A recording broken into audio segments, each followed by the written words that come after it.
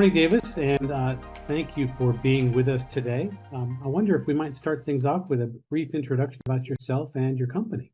Hey, what's going on, Mitch? Thanks so much for having me. I'm psyched for this conversation and a little bit about myself and my background. I've been in the account-based marketing world essentially my whole career, and I've had the opportunity and privilege to launch, optimize, and scale ABM programs at both your hypergrowth startup stage, mid-size enterprise with roughly 6,000, 7,000 employee count, and then also some of the largest, most world-renowned organizations. And so really was able to shape out an interesting worldview around how these programs are run and scaled at organizations of all different company sizes.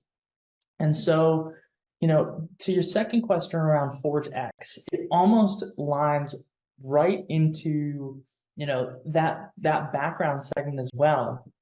We started Forge because there was a gap in the market for both modernization and innovation within the ABM space. And so where Forge came to be was after the acquisitions of Topo by Gartner, Serious Decisions by Forrester, and then most recently, a few years ago, ITSMA by Momentum, the agency.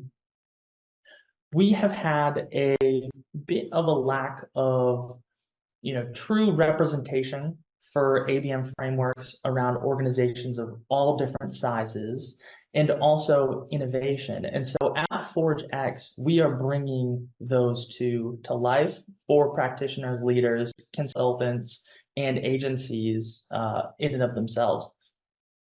Got it. Thank you. So I want to dig in a little bit more on that. So one of the the processes that I see that you're building at ForgeX is a community of ABM leaders, and you have your platform, and you've got a private Slack channel, which seem like great resources. So I'm curious to talk to me a little bit about that. I mean, building audience communities for B2B companies has a lot of advantages, but what puts you in that direction of creating a community as part of your not only your offering but your own go-to-market? We believe that community-led growth is the future, and we've seen this tried, tested, and played out within various different MarTech companies and whatnot throughout the space.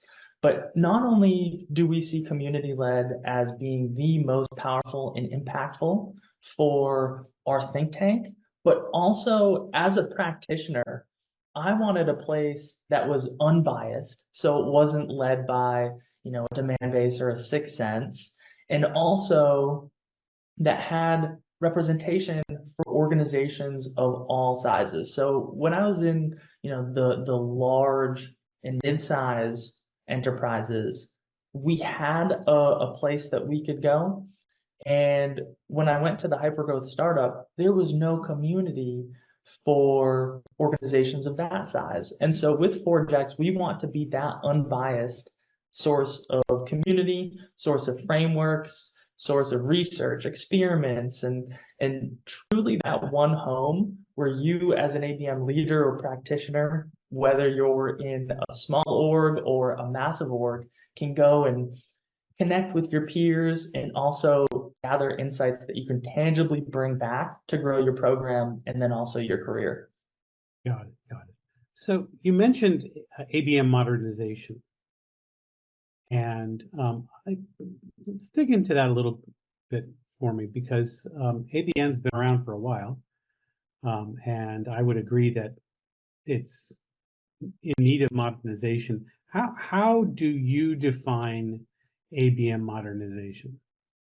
Really interesting. To your point, ABM's been around for 20 years now, and the frameworks that we've seen, I'm sure you're all the listeners, and Mitch, I know you've seen that triangle methodology where it's one-to-one, one-to-few, and one-to-many. And when we've had conversations with practitioners in the field and have really gone in and researched how leading organizations are running ABM, none of them actually align to the triangle methodology. Not only that, but this triangle was initially created by one of the consulting firms that was bought out in 2021. And when you talk to some of the smaller organizations, they try to run the frameworks in that capacity, but it doesn't actually apply. And all of the frameworks and research and stuff that was coming from this consulting firm wasn't aligned to smaller organizations. So they would turn to the demand base, the sixth senses of the world to get their information and their frameworks.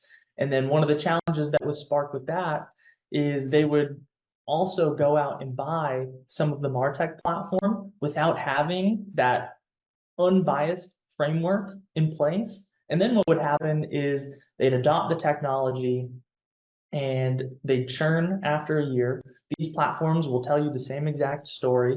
And the reason was not because the platforms let them down. It's because they didn't have a ABM framework that was solid and tangible that they were, initially launching before they brought on those platforms. And so we built two proprietary frameworks, the Growth ABM and then Enterprise ABM frameworks. And these were not something that we just came up with from our experience or just, thought that ABM should be run in this capacity. These were created actually from what we were seeing leading organizations of all sizes utilize for their programs. So it is the modern approach versus that triangle, which has been around and very lightly tweaked over the past 20 years. Got it. So those frameworks, set of that, which is, I assume a set of proven processes to actually successfully execute an ABM program. That's the people part of the equation, I'm thinking. Is that right? Frameworks are the people, so the ecosystem. How are you tangibly aligning all of the different cross-functional partners from sales to your product marketing teams, content marketing teams, and everybody that's involved within this program? And then also some of the core elements like defining your ICP, defining your buying personas, your messaging, building your campaign plan, and also even, how do you choose an effective target account list? What type of ABM should we be running? Should we be doing more of the enterprise ABM focus, which is a pure one-to-one or one-to-few meaning 25 accounts or less in a cluster? Or should we be going with the growth ABM approach, which is you're able to cover 50, hundreds, if not thousands, utilizing a one-to-many tiering methodology. So very much the people, but also all of the different elements within your ABM go-to-market. And then you've got these platforms and whatnot, which can sit on and augment the framework that you've built. Yeah. So in other words, those platforms are not a magic bullet. I think we all know, but it's awfully tempting to hope that they are going to magically solve all your problems, and that's almost never the case. So yeah, I think that framework approach it makes an awful lot of sense. So speaking of those kinds of platforms that are focused a lot on generating data about prospects and helping you engage with those prospects, there are a lot of different sources to gather intent data: search and social ads, programmatic ads, websites, third-party data. Are these methods still effective in your view? And are you using them in your frameworks? This is a really hot topic. And so when it comes to the intent data and leveraging some of these different signals, first, right off the bat, the one thing that I really want to make clear is ad impressions is not a meaningful actual signal that you should be using to report back on how you're sourcing and influencing campaign revenue and ROI data. That has to be something that we all universally agree on removing. The second piece is you've got, various different sources of intent. Intent data is really nuanced because it depends on where it's coming from. You've got two different sources, one being first party, which should always be prioritized as an engagement signal, and then third party, which is it's an interesting signal in terms of intent, but not necessarily something that you should be using solely to build your target account list. It is something that can help guide, but not an end all be all, because there are a lot of false positives. So what kinds of third-party signals are you mostly seeing that companies are relying on and that they shouldn't be? One of the biggest challenges with a third party, especially when you go out and first buy your ABM platform, you're all excited about it. You're ready to dive in to some of the third party intent and see what you can leverage for your programs. And the biggest challenge is identifying the keywords that will actually make an impact for your industry or for your campaign. That is the biggest thing that you need to tweak and really rework to get right. But there are various different third-party signals as well. Like, for example, G2 can be a very interesting one. One thing that even on the third party, but going into intent signals more on the first party, is uncovering or de-anonymizing web traffic to your site, specifically on your product pages. That's a really key and important signal to look into as well. So third-party intent, definitely not something that you should be ignoring or not leveraging at all, but do not put as much of a weight on this within your model. And it's going to take you a minute to figure out what keywords and how to maneuver through these platforms to draw the insights that you can tangibly use. Got it. If you could explain to me at a high level how you are conceptualizing your enterprise ABM framework. Sure. So enterprise ABM, the way that we have almost derived this framework came from studying how the massive enterprises are running ABM. And it's not in the shape of the triangle. They are really focusing in on one-to-one, which is a 9, 12, 18-month-long campaign specifically for one account. And they're also doing one-to-few. One-to-few meaning 25 accounts or less in a cluster. And this group of accounts gets that 9, 12, 18-month-long campaign as well. And so what's really interesting about enterprise ABM is when you are putting all of your resources within either one account or that small one-to-few segment, you're getting really deep in terms of personalization, and all tactics are eligible for these accounts. And that's a really critical component to distinguish between enterprise ABM and also the growth ABM framework. But specifically enterprise ABM is really built for those organizations who are having a ACV that's large enough to justify doing one campaign just for a single account or for 25 accounts or less. So you can really go smaller on that coverage scale because you're pursuing these massive whale deals. And then also you have to have the luxury of time and resources to do it right. This isn't something that can be stood up in 2 weeks. It's not just merely an ad campaign. It's truly multi-touch, and you're bringing in your full go-to-market to develop this campaign and run it if you want to be successful in this framework.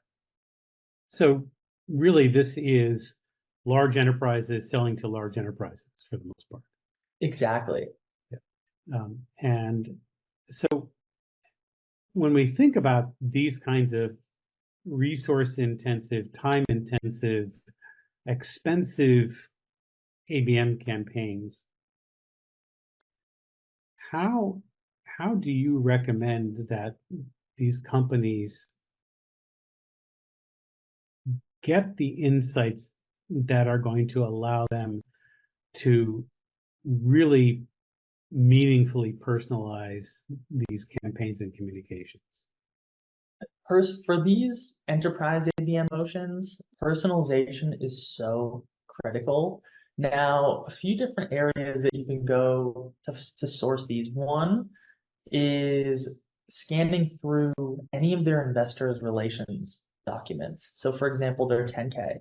Figure out what's going on within there. Are there any initiatives or anything that you can source that maps back to your ABM value proposition? Also going through some of their, maybe it's an investor call, an earnings call, or anything that you can find within that section is a really great source. Scanning through news outlets as well, just purely doing a Google search and seeing what you can find that might relate back to your ABM value prop again. Your sales teams, customer success teams, if you're doing a cross-sell, upsell play, are very valuable insights. And if you're not having conversations with them, that is a huge red flag. So leverage their insights, leverage what intel that they're pulling. You can also go into some of your engagement data, right? What have these organizations been looking at historically from a content perspective? Are there any themes, topics that are really resonating? There are some great account intelligence firms that can go out and help to source some of this data as well.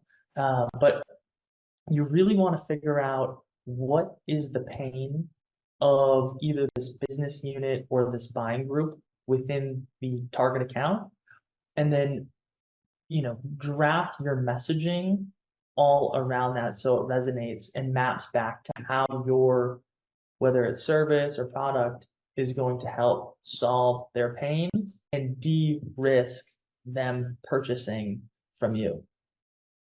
So this brings me back to where we started our conversation, which is around the communities that you're building for ForgeX. And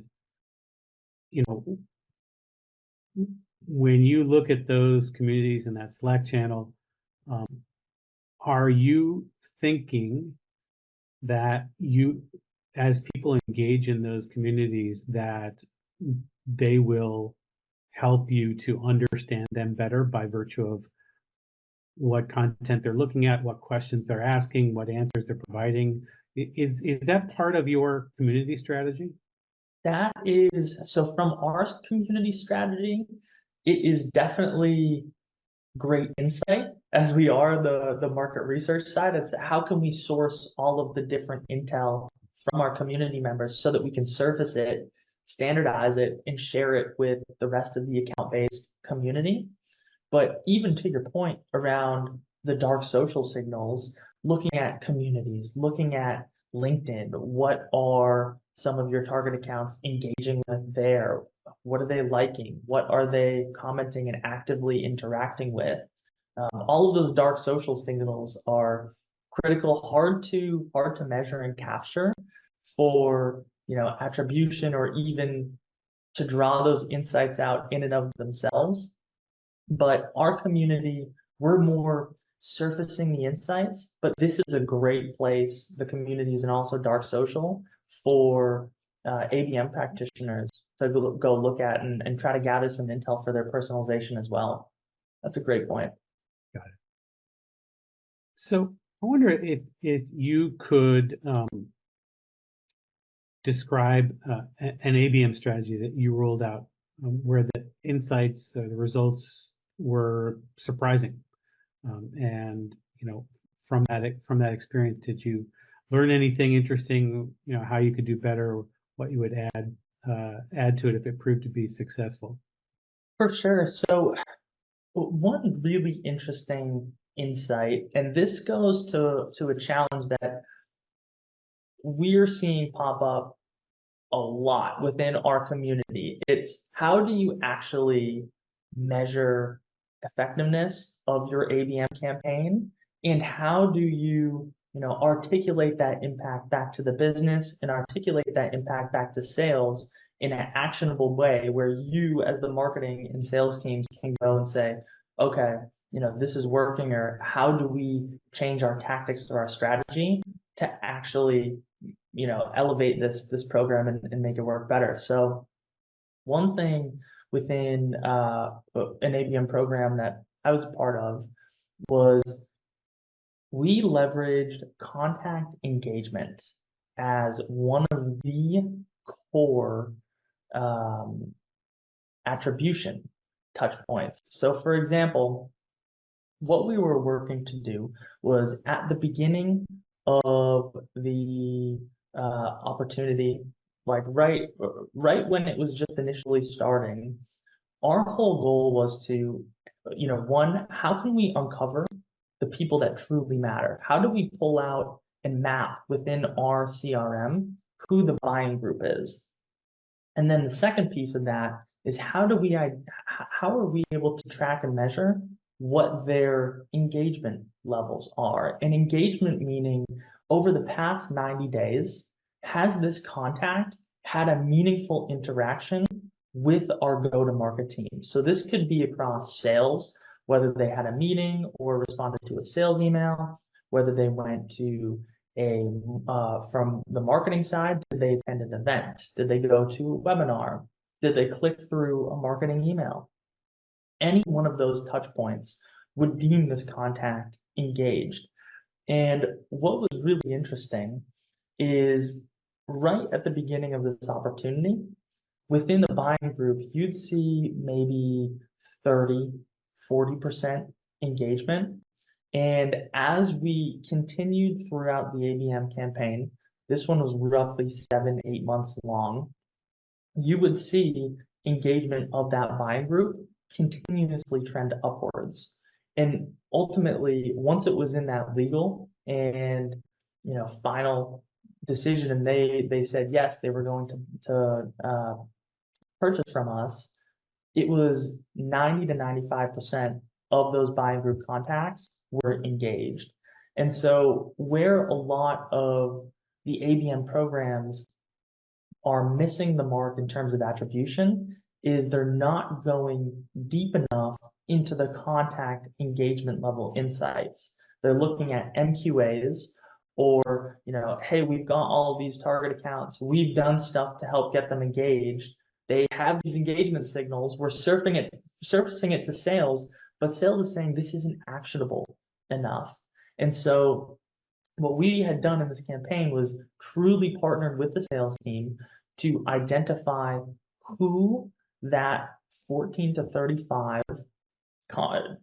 buying group members were, and then map their engagement throughout the entirety of the campaign. And why this is so critical is from a tactical standpoint, our whole goal was how can we engage these buying groups? And we were running enterprise ABM, so everything was heavily personalized, specific for this group. And the another really key piece about this is you're able to actually look at that, again, 14 to 35 contacts, see who's engaged, who's lapsed engaged, meaning they were engaged 90 days ago, but haven't re-engaged with us again, and then who's unengaged, meaning who has never had a conversation with us. So when you're drawing those insights and you're looking at a list with your sales team and saying, okay, this is what engagement is looking like, how can we go partner to get the lapsed engaged people, whether it's the CFO or maybe some critical stakeholder who just lapsed engagement, how do we go get them back and engaging with us? Or the people who are unengaged, maybe there are some critical stakeholders in there as well. How do we go start the initial engagement journey with them? And the step that you can take it even further with this is actually mapping out that buying group and saying, who are the champions, who are the detractors, who are the decision makers, and who do we not really know where they stand.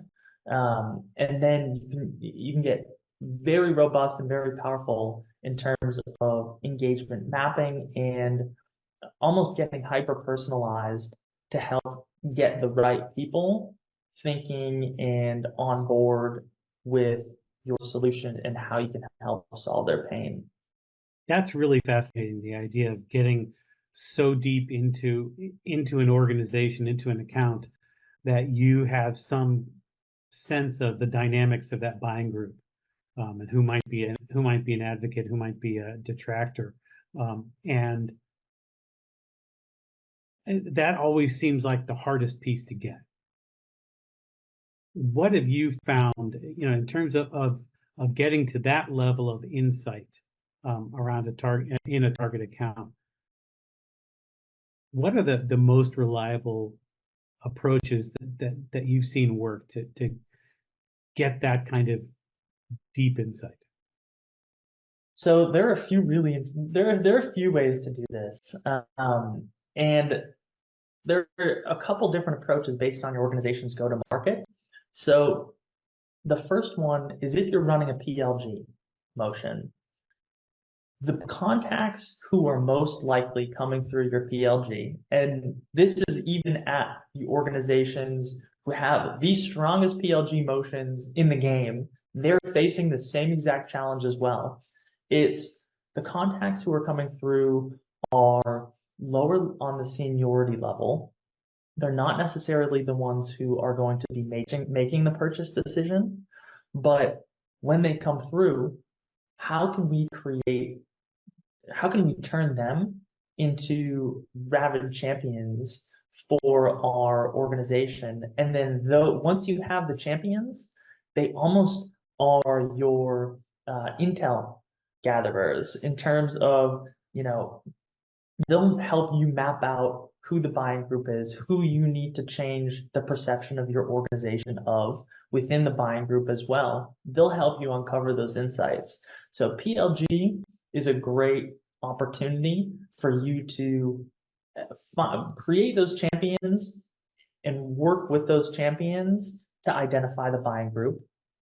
Another one is if you are running ABM to existing customers and you're working on a cross-sell, upsell play, it's going to be a hell of a lot easier for you to identify the buying group because they're already existing customers and you already have relationships. Your sales teams are probably going to have some solid insight or already existing champions and relationships to help you map out who the members of the buying group are.